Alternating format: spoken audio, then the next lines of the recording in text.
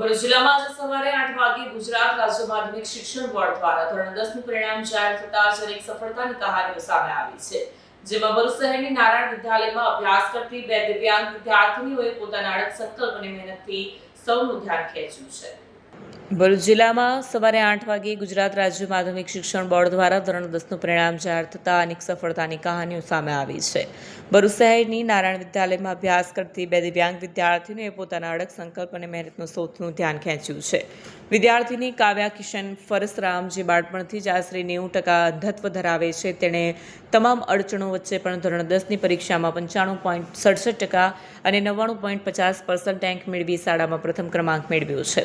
મધ્યમવર્ગીય પરિવારમાંથી આવતી કાવ્યાના પિતા દહેજની ખાનગી કંપનીમાં નોકરી કરે છે, જ્યારે માતા નર્મદા જિલ્લામાં સરકારી શિક્ષિકા છે। કાવ્યાએ નાનપણથી જ અભ્યાસ પ્રત્યે ઊંડો રસ રાખ્યો। જોઈ શકતી ન હોવા છતાં તેણે સાંભળીને અભ્યાસ કરવાની પદ્ધતિ અપનાવીને સમજ ન પડે તો શિક્ષકોને વારંવાર પૂછતી। આધુનિક ટેકનોલોજીનો ઉપયોગ કરતા તેણે યુટ્યુબ અને ડિજિટલ પ્લેટફોર્મ્સની મદદથી પોતાની તૈયારી વધુ મજબૂત બનાવી। ભવિષ્યમાં કલેક્ટર બનવાનું તેનું સ્વપ્ન છે, જે તેની દૃઢ ઈચ્છાશક્તિ દર્શાવે છે। બીજી તરફ એ જ શાળાની વિદ્યાર્થીની ગ્રીષ્મા રતીશભાઈ માછી, જે શારીરિક રીતે દિવ્યાંગ છે અને ગરીબ પરિવારમાંથી આવે છે, તેણે પણ પડકારો વચ્ચે હિંમત હાર્યા વિના 90.66% મેળવી A1 ગ્રેડ મેળવ્યો છે। તેના હાથ અને પગમાં તકલીફ હોવા છતાં તેણે સતત મહેનત અને પરિવારના સહકારથી આ સફળતા હાંસલ કરી છે। નમસ્કાર, હું વિનિતા ગોહિલ, આચાર્ય નારાયણ વિદ્યાલય। આજ રોજ પ્રસિદ્ધ થયેલ માધ્યમિક શાળાંત પરીક્ષા પ્રમાણપત્રમાં શાળાનું 94.62% પરિણામ આવેલ છે, જેમાં શાળાના 13 વિદ્યાર્થીઓએ A1 ગ્રેડ પ્રાપ્ત કરેલ છે।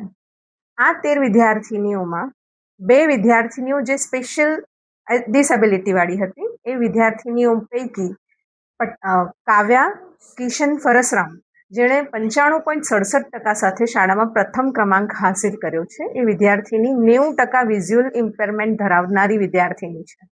ધોરણ 9 દરમિયાન અમને વિદ્યાર્થીનીનો ખૂબ સારો અનુભવ રહ્યો અને તેથી એ વિદ્યાર્થીની પર અમે એક સ્પેશિયલ ટાઈપની ટ્રીટમેન્ટ શરૂ કરી કે જેથી એ વિદ્યાર્થીની ખૂબ સરસ પરિણામ પ્રાપ્ત કરી શકે, અને તેથી જ આજે એ ડ્રીમના સ્વરૂપે જ એ વિદ્યાર્થીનીએ શાળામાં પ્રથમ ક્રમ હાંસિલ કર્યો છે, જે વાતની ખૂબ ખુશી અને ખૂબ ગૌરવ અમે સૌ અનુભવી રહ્યા છે। એ સાથે જ માછી ગ્રીષ્મા રતીશ કુમાર, કે જે લોકોમોટિવ ડિસેબિલિટીથી પીડાય છે, એ વિદ્યાર્થીનીએ પણ 90.67% સાથે A1 ગ્રેડ પ્રાપ્ત કર્યો છે। વિશેષ સિદ્ધિ મેળવવા બદલ બંને વિદ્યાર્થીનીઓને અને શાળાના તમામ વિદ્યાર્થીઓને હું નારાયણ વિદ્યાલય પરિવાર વતી ખૂબ ખૂબ ખૂબ અભિનંદન પાઠવું છું। એવું કહેવાય છે કે સક્ષમતા હોય તો જ માનવી કશું કરી શકે, પરંતુ એવું હોતું નથી। જેનું મનોબળ મજબૂત હોય છે એવા લોકો કાંઈ પણ કરી શકતા હોય છે, જેનું ઉદાહરણ કાવ્યા અને ગ્રીષ્માએ પૂરું પાડેલ છે। ડિસેબિલિટી ધરાવનાર વિદ્યાર્થી જે હોય છે એને બોર્ડ વિષયો બાબત ખૂબ સરળ રહેતું હોય છે, પરંતુ એ વિદ્યાર્થીનીએ સ્ટાન્ડર્ડ મેથ્સ વિષય પસંદ કર્યો, અને ગૌરવની વાત એ છે કે એ વિદ્યાર્થીનીએ ગણિત વિષયમાં 98 અને સામાજિક વિજ્ઞાન જેવા વિષયની અંદર 100માંથી 100 માર્ક્સ પ્રાપ્ત કરેલ છે। આ ખૂબ સુંદર પરિણામ બદલ હું એ વિદ્યાર્થીઓને ખૂબ હૃદયપૂર્વક શુભેચ્છાઓ પાઠવું છું। ઈશ્વર એમની બધી જ ઈચ્છાઓ પૂર્ણ કરે અને એમને જે ભાવિમાં જે પણ કંઈ કરવું હોય એ બધી જ વસ્તુઓ તેઓ પ્રાપ્ત કરી શકે, એવી આજના દિવસે હું હૃદયથી શુભેચ્છાઓ પાઠવું છું।